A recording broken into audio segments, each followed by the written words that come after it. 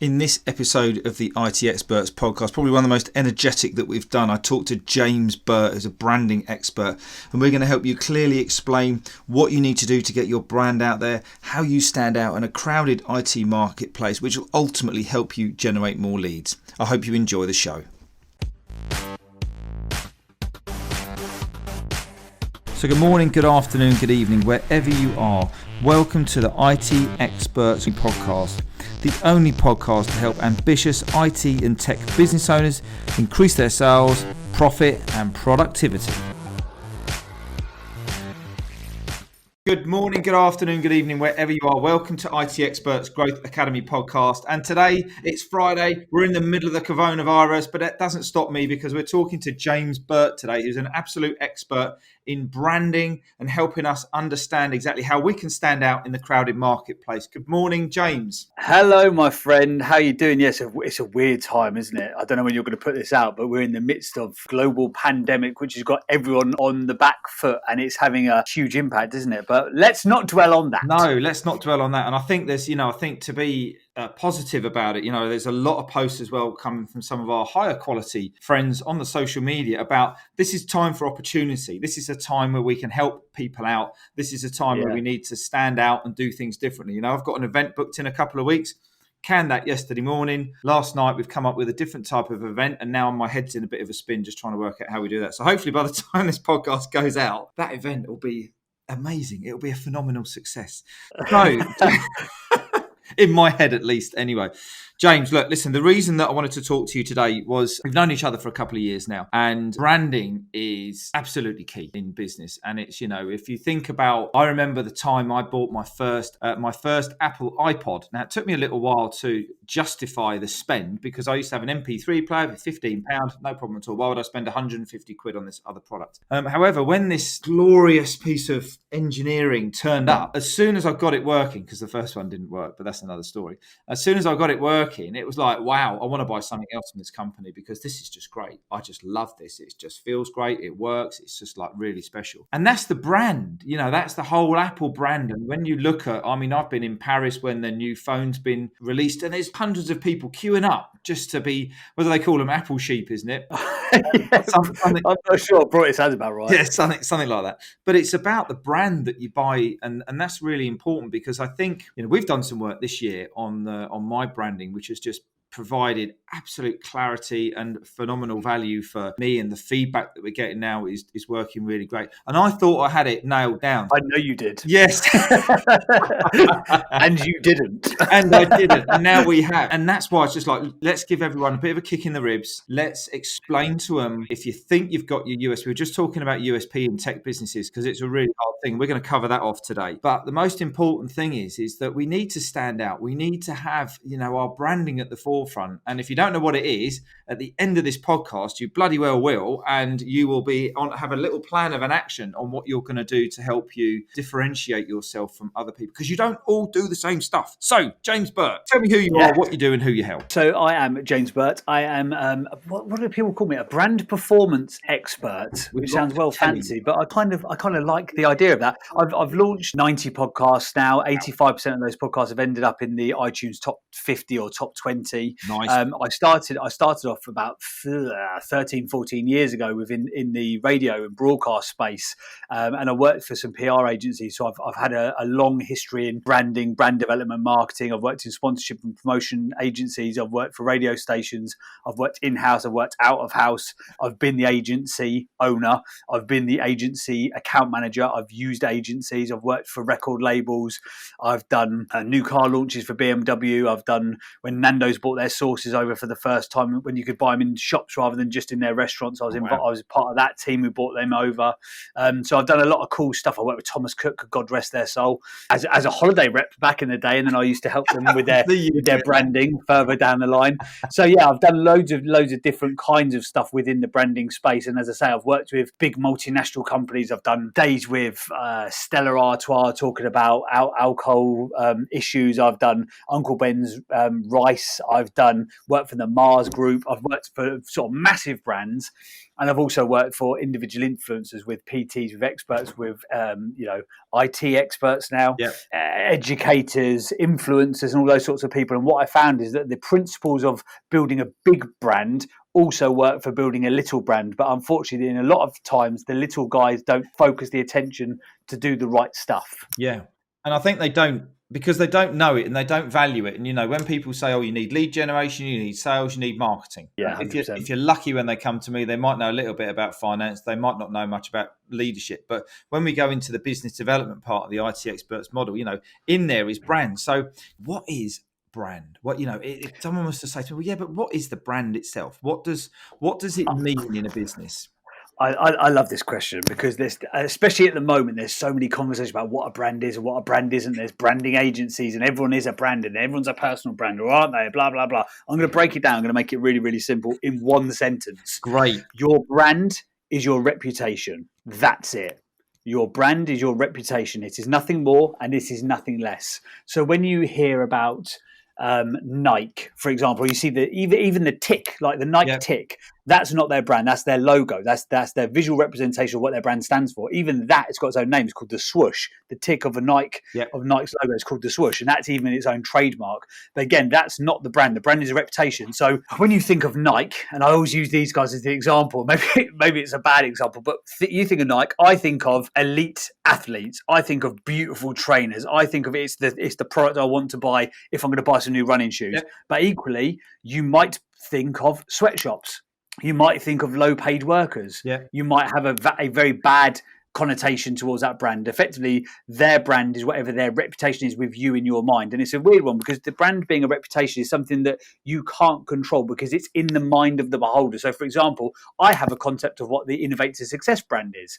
Obviously, I have a bit more of an idea of it now that I've helped sort of craft it a little bit.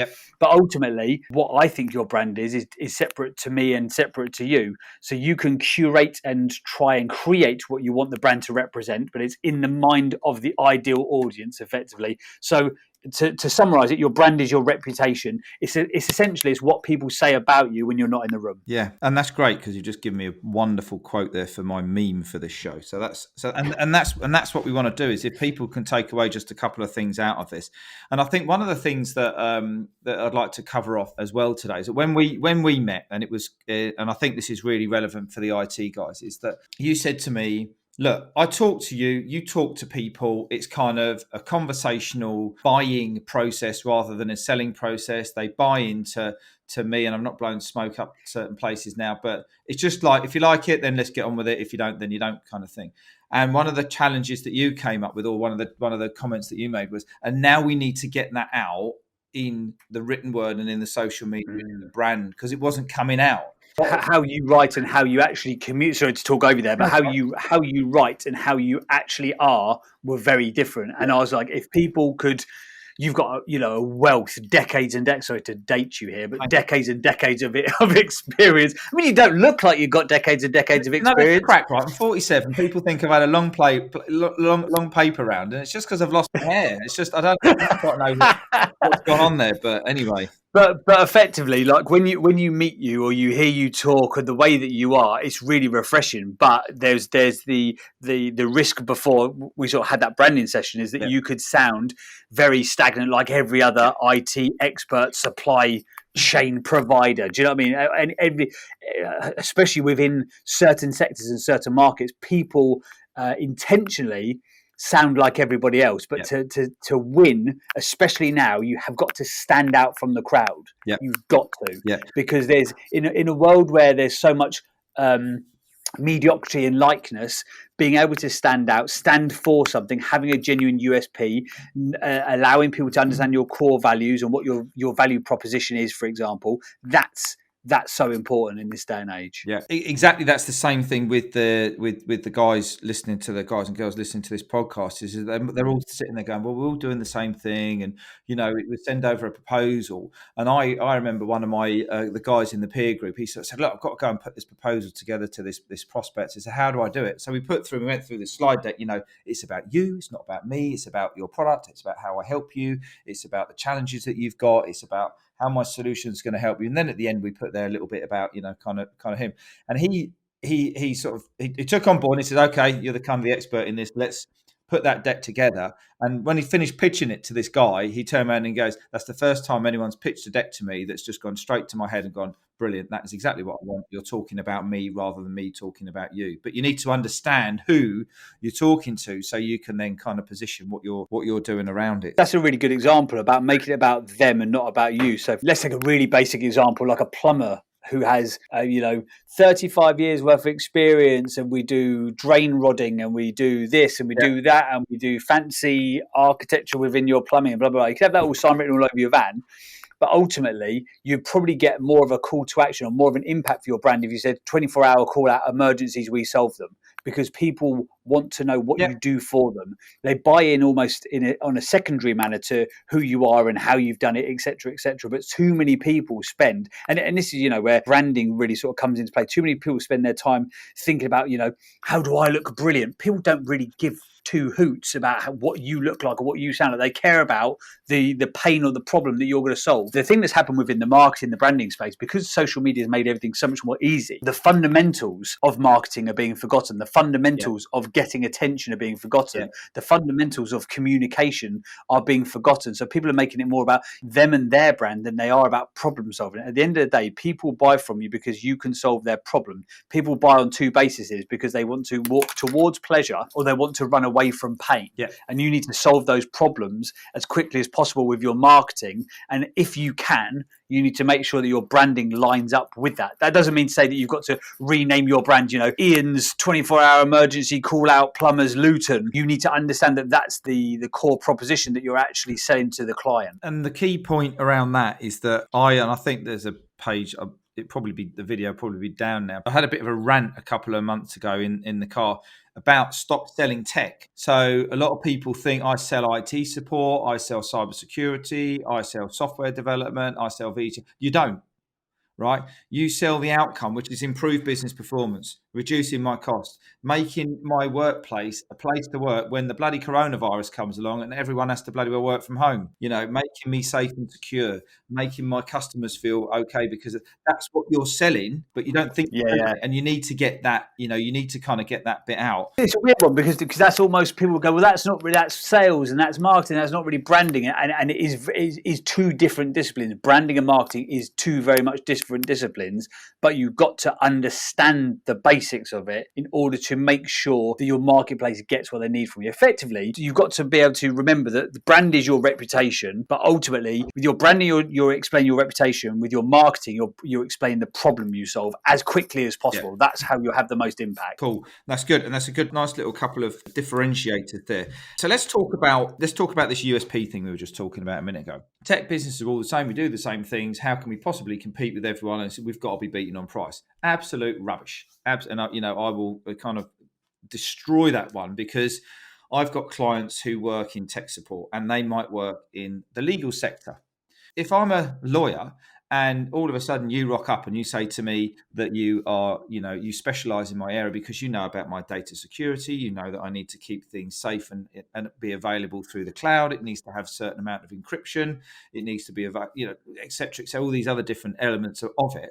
I'm going to go, okay, well, you know exactly what I'm on about. And it's like, it's no different than me from a business coaching, I suppose, if you want to call it point of view, if you work with tech businesses. And the thing is that when you get into that sector, when you work more and more in that sector or in construction or whatever sector you're working in, you get to learn more and more and more about the problem. So if you take construction, for example, there might be a whole load of stuff. And I used to work in utilities back in the day, and there used to be a whole load of things around the PDAs and the guys out on site and how they're going to record information. Now, a lawyer's not going to have that.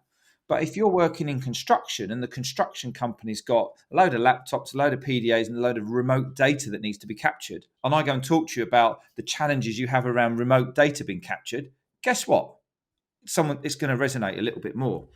So USPs, talk to me about the basics about the USPs and kind of how we create that, because that's one of the key parts of the branding banner, really, isn't it? One of the most important things here, and I'm going to use you as an example, actually. When I sit down, I do coaching sessions, I say, right, tell me your USPs. And I frame it in a way that I run the sessions in a way that not to intentionally trip people up, but I want to get the first answer, which is normally the intuitive answer they're going to give me. Yeah. So I don't want to tell them too much about the psychology behind why I'm asking the questions I'm asking, because then people start to overthink it. So when I was talking to you, for example, you did the typical, I wouldn't say error, but the typical challenge for someone like you, because you've been in the game for a long time, and because you've had quite a decent level of success, and because you're very good at working with the people that you can work with, you can kind of, within the coaching space, within the business sort of increasing space, you could kind of work with anyone. Yeah. So you kind of had, but we were like, right, we need to make your USP is going to be IT based. Yep. Because when I looked at all of your propositions, they could have fitted into any business, which is great. But if you don't stand out to anyone, then ultimately you're really vanilla to everybody, if that makes sense. Yeah. If you never carve a market, you'll never have a market that you can call your own. So the main thing that I find that people do is when I sit down and I ask them for their USPs, they just give me SPs. They just give me selling points. There's nothing unique about it. So I'd say to someone, what's your USP? And they'd be like, oh, well, we're really cost effective. Okay, so is everybody else. Oh, well, actually, I was doing a podcast coaching day with someone, and then he was like, oh, could I just get your thoughts on my other brand? And I was like, okay, why not? We're here. Let's for the crack, let's. And it turned out that this guy, he was in IT, did very, very well in IT. But he was starting up a side business, which was some sort of like Ashtanga yoga tea, which had like live turmeric and blah, blah, blah. And I said, so what's the USP? He said he needs some help with the branding. And I said, well, what's the USPs of it? He's like, it's got ginseng. I was like, right, so's everything else. He's like, it's got turmeric. I was like, yep, so's everything else. And he's like, no, this is a really unique blend. And I'll tell you what I did, and not to be horrible, he went off to the toilet, and I went onto Amazon quickly, and I could find literally 50 products that did exactly the same thing as him. So I said, look, your selling point is not unique. It's an SP, not a USP. So that's one of the main things that I'd say to people is when you're looking at this stuff, take yourself out of it, take your ego out of it, take it, in coaching, we call it perceptual positioning. So look at it from a third party perspective, look at it from the position of a client, for example. What's the actual unique selling point that you've got? So for example, if you're coaching and business development services, the unique part is that you've got such an expertise within the IT sector. Yep. So if I'm an IT brand or an IT business that wants to improve my output, I come to you. Yep. If I'm a PT, I don't. Yep. Which for some businesses, and maybe yours included to start with, that's a bit sort of squeaky bum time. It's like, why would you turn away business? It doesn't make any sense. Not cool. But ultimately, unless you carve out that marketplace, you'll never become an expert within that sector. And that's where you really, as a brand, you can go from sort of survival to thrive, or survive to thrive. That's a much better tagline. Yeah. Survive to thrive is by having that offering that is niched down, and you have a real proper target market. So let's just get your opinion on an exercise we did in the peer group this week, which was around SP. We do lots of good IT support. We might develop you a database or a CRM or something like that. And what we did was we broke it down, and the guys were sitting there going, look, we're all the bloody same. We're all the same. And I said, you're not. You've got different sectors. So we kind of broke their USP or their elevator pitch or whatever you wanted to call it, their differentiator statement, whatever it is. Might be a new word or tagline there. Oh, that's fancy. I like that. DS. The DS. Yeah, go for the DS. And we broke it down to three things. The first thing was, what sector do you specialize in? And that is the bit that starts to differentiate. So we had guys in there that were working in construction, and guys that were working in the legal, and guys that were working in logistics.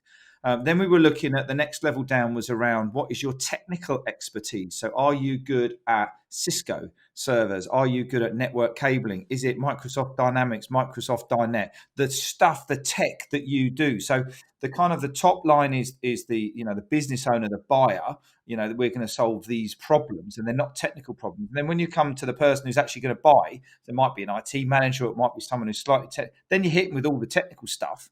And then the last part was about, right, within that sector and within that technical experience, what other or what testimonials and demonstrable experience, get the word out, have you got that knits it all together to demonstrate, in this sector, in within.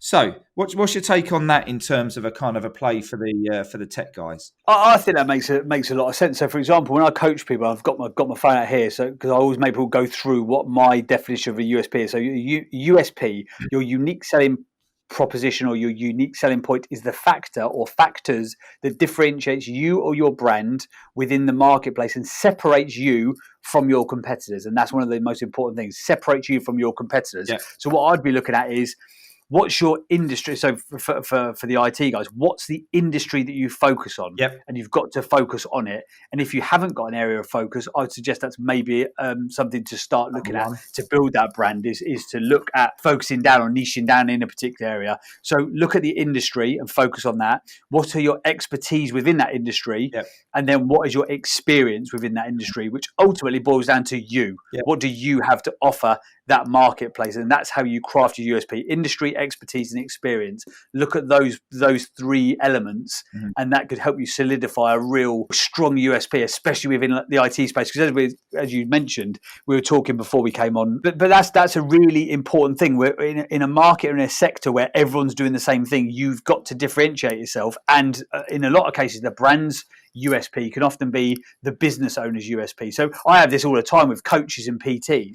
Everyone's doing the same stuff, aren't they? Ultimately, everyone's teaching people to do a deadlift. Everyone's teaching everyone to do a bicep curl. But what's the USP is the industry they focus on or the market they focus on. So maybe they go for, mums who've just had babies. That would be a good USP. What's their expertise? Well, I was a mum who had a baby, and I was overweight after my baby. I had the baby blues, and I could turn my life around using fitness. And what's my experience? Well, I've done it for 30 other women in the last 60 days. So if you look at industry, expertise, experience, I think that'll help people craft a genuine USP, especially for like sole traders or small business owners. They'll be like, well, I haven't got one. I haven't got these sort of USPs as a business. Then look at you. What's your USP? Because in the case of a small business, most SME businesses, the value in that brand or business is in the person who's driving it forwards. So, for example, again with you, there's 1,000,001. My God, there's 1,000,001 business coaches out there at the moment. There's 1,000,001 people setting up masterminds. There's 1,000,001 people who've got expertise in online courses. Your USP is your experience. So you are the value in that proposition. Innovate Success is a nice brand umbrella almost, but the value in Innovate Success is Ian Luckett. Yeah. And that's what I think is really important for a lot of sole traders to understand. And maybe what you have to then do is transition your personal USPs into the DNA of the brand. And I think to add to that, because they'll go, yeah, but we haven't got any. We work across all sectors. Right. The way that I approach that is to go, right, look at all of the best performing projects that you've ever done for a client. The best ones that you've made the most money in, they've been most successful, they've been a raving fan. Yeah. Do more of that. If you've done it really well, and do more of that, because a couple of things. Number one, you've made good money in it. You've got good returns. It's a healthy business thing to do. Number two, if you get a testimonial, it then confirms that you're bloody great at what you do. And then you tie that back into it, and that helps solidify it.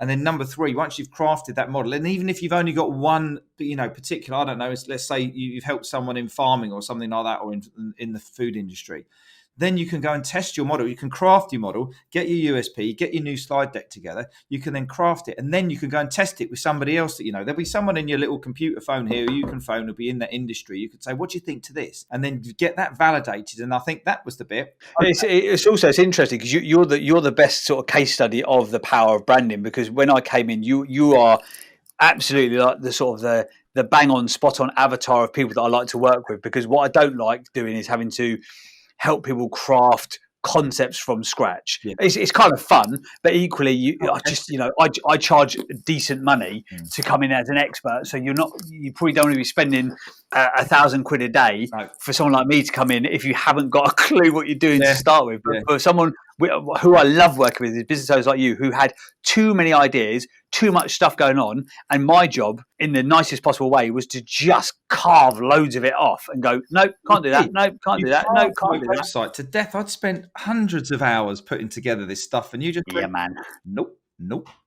I mean, they call me the website killer. You were, but it's important because if you try and be everything to everyone, you're nothing to no one. Yeah. And in an industry where especially in your industry where you are part of the massive value proposition is to help other people understand how they can be more profitable and more valuable. You can't do that for other people if you're not doing it for yourself. Right. And ultimately, you knew what you needed to do. You just needed an expert to validate the decision that you were going to use already 90% made anyway, which is like, I've got all these clients who are like, sack them off. If they're not IT, sack them off. Horrible conversation to have with yourself. Yeah. Easier if you get a coach or an expert or a consultant in to tell you that ultimately I could have left after 5 minutes because that's probably the most valuable part of the session that you've got. Stop doing shit for people that are not in the IT I world. enjoyed the bit where you just ripped the website to bit. I thought that was really good. I enjoyed that as well. Yeah, I love Would that. have been a picture. Okay, right. Talk to me about the biggest mistakes that people make when they're branding a business. The biggest mistakes that people make when they're branding a business is that they try to fit in with the crowd, the sheep or the sheeple mentality. Because I had my wife came up with a concept. She's like, I want to start a little web design agency. And I said, call it Orange Lamb. And she's like, what? Because we were about to have a little boy, and his initials spelled out Lamb. And I was like, so it's a nice little. It sort of lends itself to like our new son, and also Orange Lamb, stand out in your field. How many orange lambs have you ever seen? Yeah. And she was like, huh? I was like, stand out in your field. I said, that's what you need to do as a web design agency. You need to help people stand out in their field. Yeah. So that's what I would say. Think Orange Lamb. How can you stand out in your field? Because people just try to fit in too often and too frequently. And I would say also the other thing with sort of launching a brand, obviously it depends where you're at on the business journey, but don't be afraid to niche down. And I'm going to keep it specific to the guys and girls who listen to this show mainly. In a world where you could be a generic IT consultant, there's 1,000,001 of you guys out there who are doing that, but there's only going to be 10 who are IT consultants for the agriculture integration systems management sector, which might be a sector I've just entirely made up in my mind. But I would say it's better and more sensible to niche down as a brand so that you have, again, you have an industry that you relate to, you have expertise that you can demonstrate, and you've got experience that's relevant that can help your end client. And I think if, we'll come on to the quickfire round later on, and it said, one of the questions is about, what would be one thing that you would bottle if it was part of your business journey, and it would be around niching. And I don't hold anything back. My coach Nick James, he gave me just as much of a hard time as you did, actually, just about some stuff. That was the other great thing, because he had ripped into you the week before I turned up, so he had kind of warmed up the session for me. Thanks, Nick. About 2 years ago, we had a conversation about niching. And some of the tech guys, might want to niche in the automotive industry, and then they'll put a blog up there. And it is, by niching doesn't mean to say that you don't work with anybody else, period. If you're sitting there and your cash flow's on the floor and you've got no work to do, and things have all gone a bit wrong because of one reason or another, and someone walks through the door and they're not from your sector, you still do the work. You can still fix their server. You can still go and develop their database for them.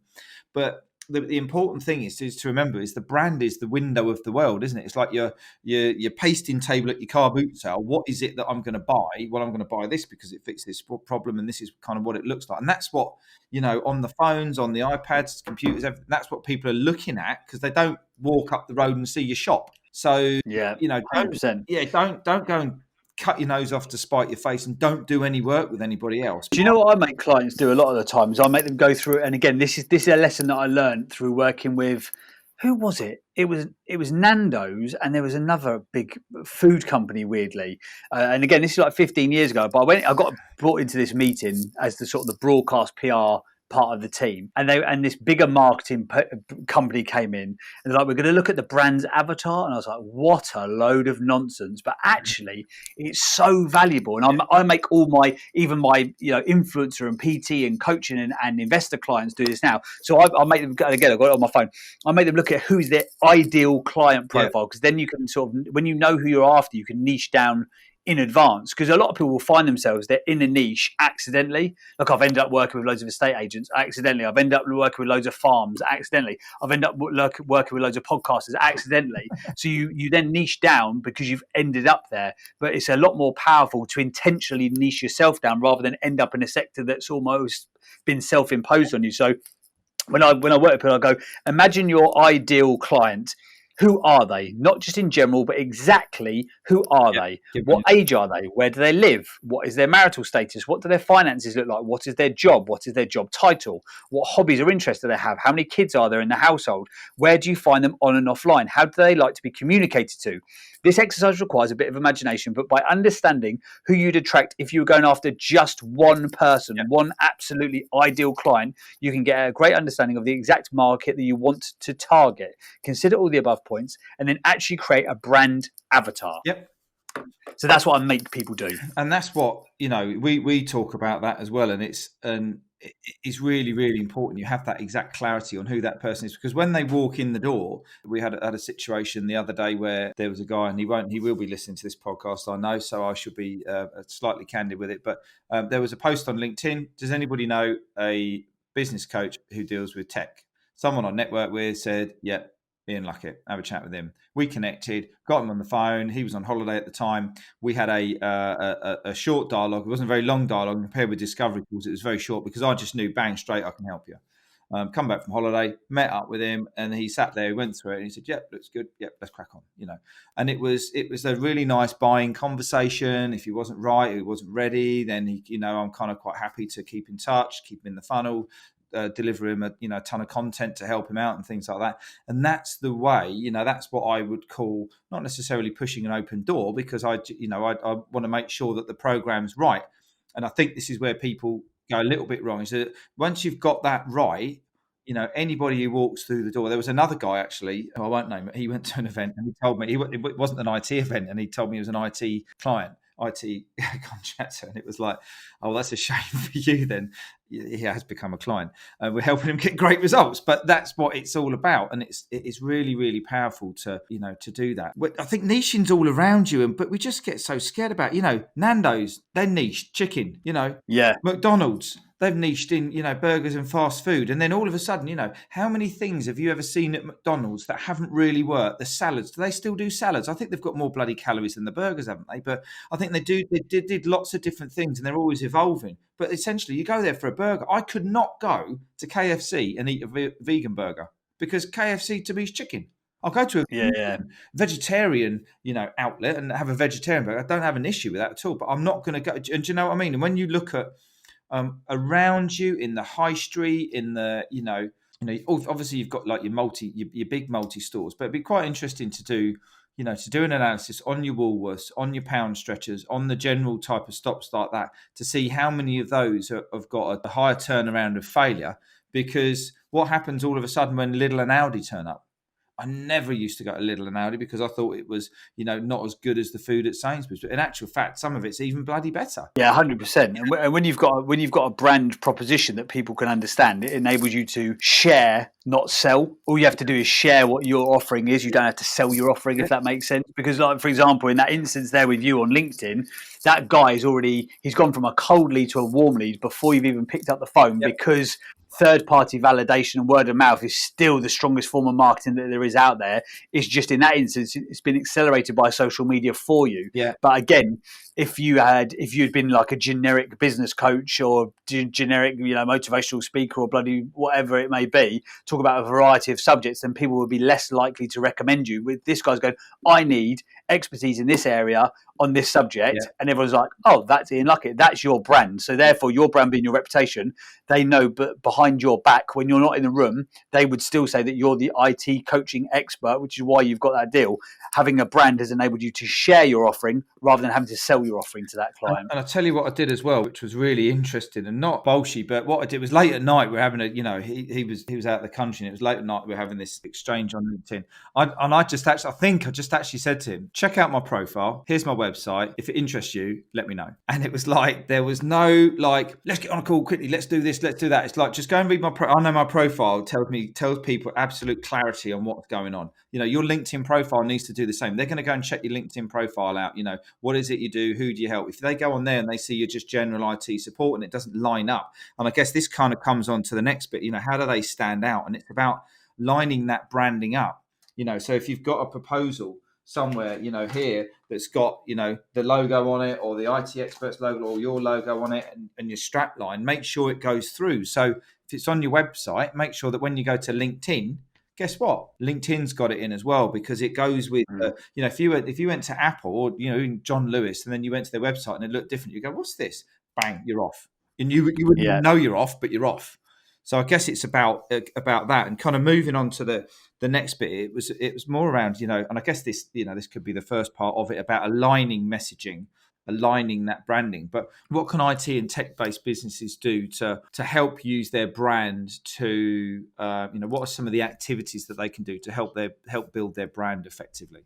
Well, I think you touched on it there. You've got to have an alignment of all of your brand and marketing messages so that you're communicating the same thing at the same time. So I had a really interesting conversation with the guy who builds builds like hundreds of websites. He's one of like Wix's professor level web developer, and obviously Wix is a very basic platform for the guys that you talk to. They'll be like, Wix, get this guy off, I'm disgusted. But he's built like probably thousands. But we were talking about a website, and he said, look, that doesn't line up. It was something around the colours, I think it was. I mean, that doesn't line up because that doesn't feature anywhere else within that brand's colours. So psychologically, some people subconsciously, they'll think something's off. They won't know why, but they will bounce off that page because it's not aligned with the other colours. And I was like, oh, that's interesting. So that would be one of my main things, would be to look at, and this is the process I'll make people go through. Look at your core values, your USPs, your mission statement, your value proposition, your ideal buyer profile, your stakeholders, your target market, and what problem that you solve. Yeah. And then make sure that all of your messaging around those points lines up. So, for example, you've got the Innovate to Success font behind you on the screen. You've got the Innovate to Success blue.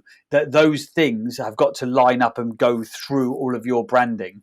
To make sure that there isn't that like subconscious thing that niggle that people get and go, oh, something just doesn't feel quite right here. But the main thing is, I would say, to have a real simple core message and core value that you stand for, and that resonates through everything. So, for example, one of the businesses that I used to be heavily involved in, we were a coaching business, and we went from a standing start to like decent 7 figures fast. But it was very basic, it's very assertive / aggressive. Yeah. It was get up and outwork everybody else. It was the branding behind it was quite brash. It was quite abrasive. And it was a very simple message, just work harder than other people are willing to work. So when we knew that was our USP, then that could go across all of our messaging, could go across all of our email lists, that could go across all of our Facebook and all of our social media. So have a real basic core message or a couple of core messages, and make sure that everything that you put out lines up with that core message and that core proposition that you're trying to stand for. Email, it needs to line up on your email, LinkedIn, Facebook, other social, websites, any proposal decks you're doing, any lead magnets you're doing, do a spider diagram, whatever it might be, and just think about, because I think after your session with me, I think it took me about probably about 2.5 weeks to get everything realigned and clarified with what's the IT Experts model, what's the IT Experts Accelerator. And I'll talk a little bit, in actual fact, we could probably jump onto this now while we're just creating just so much value about, unique branded solutions. First time I heard that was when I was reading an Andy Harrington book. But when you go through what you're going to do, so you've got your model, you've got your sector and all of that, how are you going to get them from one place? What's your model to get them from one place to the next? And I talk to the guys about this a lot, and there's quite a few of them who are now starting to adopt this approach on, well, how do you help me do this? Well, I use the IT Experts Accelerator model. What's that? When they say, what's that? That's effectively, polite and soft ways, them saying, can you sell it to me, please? Can you explain it to me what it's all about? But if you don't have that model, I mean, when you do your training, James, I'm sure it's the same. You go through a discovery phase, then we go through this phase, then we go through a bit of an engineering phase, and I think it's really important that everybody has their own model, because when someone says, how do you do that then? You say, we deploy this model, and this is what they do you know what as well, when you actually break it down and you almost have to productize your service or your expertise, you actually find your USPs. So for example, when I was that whole brand performance expert, that came out of conversations that I was having with people about what it was that I did for them and how I'd help them. I was like, it's kind of like peak performance coaching. It's kind of like brand coaching. And then that's how the concept of like brand performance coaching kind of came about. Yeah. So you're right. When you sort of break it down, you turn something into a model, you almost draw the USPs out.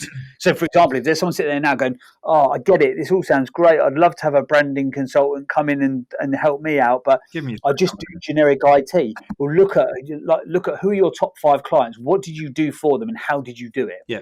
And then could you break that down, exactly to your point, break that down into a model? So what is the model? So, you ended up working for an agricultural company, and you made their chain supply, 50% more efficient. Well, how did you do that? Break that down, and almost, and in coaching, we call it chunking, chunk those elements down to individual parts, which then you could almost, turn it into a model, which looks, I always try and think of stuff as like productizing it. So even if it's my coaching services, which is obviously one-to-one times, it's based on my time for money, effectively, I try and think of myself as a product. What am I going to deliver? Because whether the coaching session obviously is bespoke to the person that you sat with, but the process that I will take people through, the stages, will always be the same. So that's almost a productized bit. And often when you sit there and you work out how you'd productize yourself, you find out your USPs without having to like manufacture them incorrectly. And the productizing it is just a way of saying, just explain it in plain and simple terms.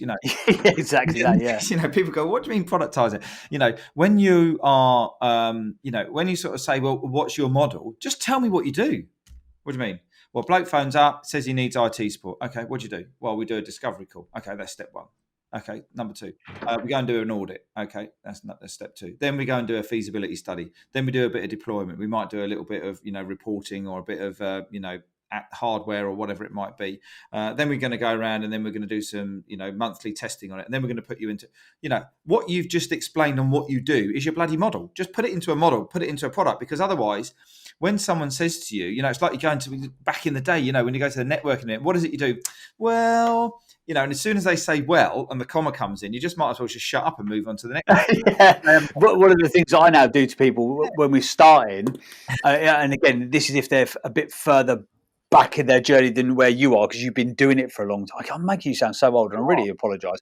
But when people, in a minute. So I make them look at I make them give me their elevator pitch. Tell me who you are, what you do, and how you do it in 20 seconds or less. If you can't explain it in a sentence, you don't know it well enough. Good old Einstein quote. I think I've got it on the phone there. If you can't explain it clearly, you don't know it well enough. 100%. So true.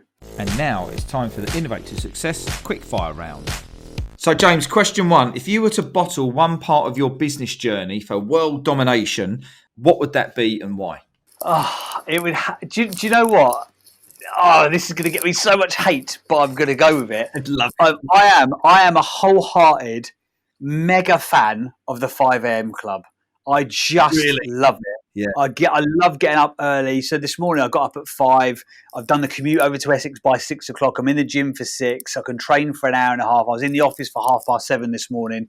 I just get so much more stuff done. And it's not just the extra hours that you can put into something, it's the extra quiet hours. I find 5 till 7 is just a beautiful time, especially at this time of year, sort of spring, because it goes from dark when you leave the house to get light. There's just something very sort of inspirational, motivational about it. So I would say that the 5 a.m. club, I'm just such a big fan of it. However, I work with, one of my business partners is a guy who's had 100 million quid in sales and doesn't get out of bed before his body naturally wakes him up. He's an off-peak kind of guy. So you can do it either way. So maybe the lesson should be find what works for you. But I love getting up early, and I don't think you can underplay the value of hard work, because I was when I wanted to be a radio presenter, when I wanted to be a singer and all this sort of stuff, I was actually quite lazy. I sat around and waited for the world to owe me a living, and it just didn't. All done. So work hard in whatever time scale you want, but if you're not getting the results you're after right now in your life, maybe give 5 a.m. a go. Give it a bit of a crack. So let me ask you this question then, if you don't mind me sharing. What time do you go to bed? I go to bed. I try to get into bed for sort of like 10, half 10. Yeah. This is the problem I have, you see, because I'm not a 5 a.m., but I'm a 5:30. But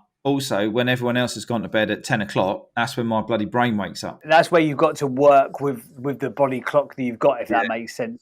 So, for example, I get loads of messages in the morning when I wake up at 5. They've been sent by the team that I work with at between 10 and 12 o'clock at night. Yeah. And they're based in the UK, so it's not like it's VAs who are in the Philippines or whatever. These are just people who've just got a different.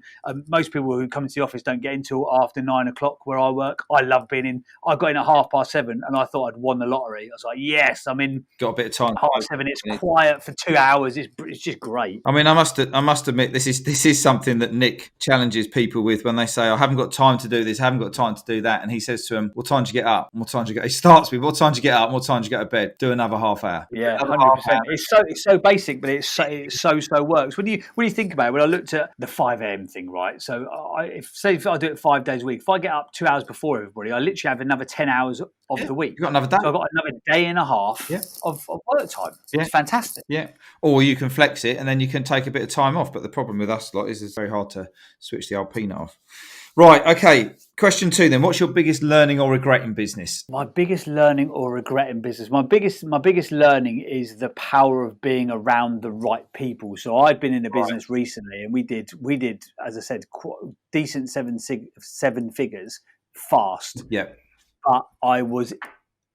But it became time for me to go. Yeah. And I probably should have gone 6 months before I did, realistically. Okay. I was an owner, co-founder of that company. So I had to hand my shares back in and exit the company, all that sort of stuff. But it was one conversation, weirdly, with the guy who's Tony Robbins' business partner. Yeah. It was a very weird set of circumstances that led to me being at dinner with this guy.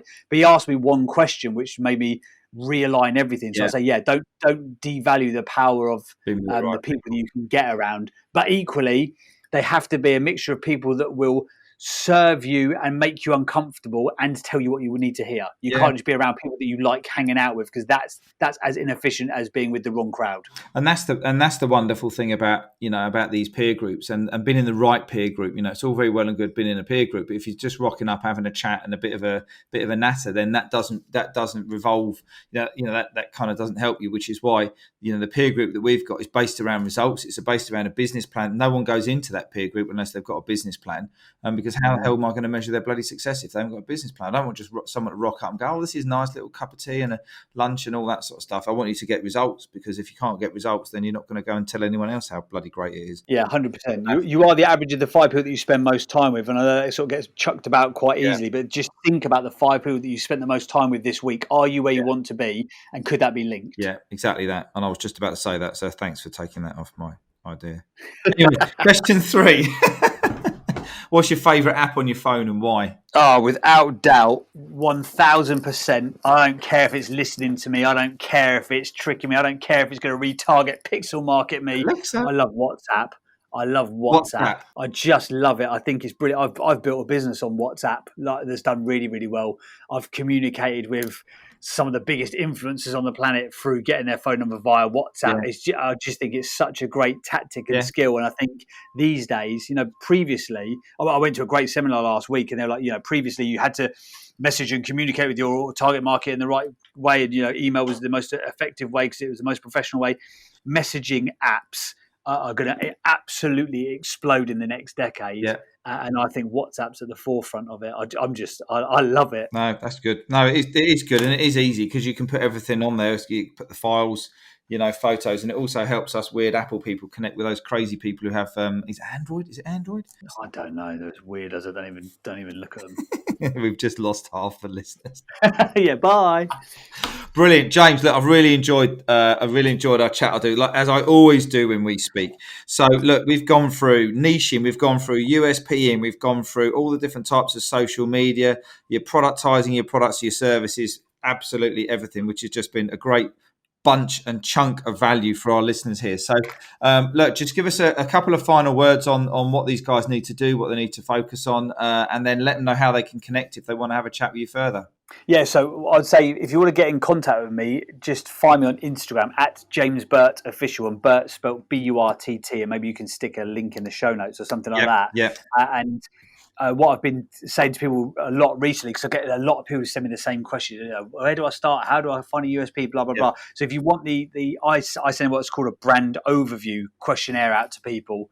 It's literally just an email. I've not made it complicated. I've not made it a fancy PDF. I intentionally wanted it to be simple. So if you want that, just get in touch with me. I'll happily send that across to you. But effectively, I think you need to look at in one sentence, and this is something that I've started to add to clients recently, but it's been so effective. In one sentence, summarize who you are, what you do, where you do it, how you do it, who you do it for, and what is the pain point that you solve.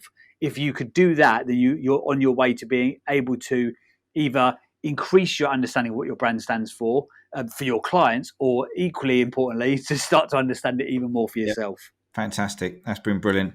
Thanks again, James. As always, this section sits under the business development section of the IT Experts model, where we help you with your marketing, your sales, and obviously your branding as well. So hope you enjoyed the show. I'm glad you enjoyed the show. I'm assuming that if you've listened to it to this point, you have enjoyed the show.